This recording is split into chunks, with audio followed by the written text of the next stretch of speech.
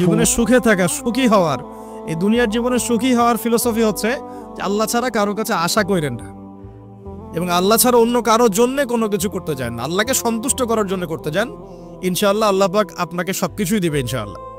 সম্মান, মর্যাদা, প্রতিপত্তি, মানুষের ভালোবাসা সবই পাবেন যদি আপনি আল্লাহর হয়ে যান। আমি একটু ভিতরে চলে আসছি আর কি, বাইরে আসে আবার আসেন। তো এই যে কুরসির কথা বলছিলাম, আয়াতুল কুরসি কেন তেলাওয়াত করবেন? কারণ রাত্রেবেলা একজন মালাক বা ফেরেশতা আপনাকে পাহারা দিবে ইনশাআল্লাহ।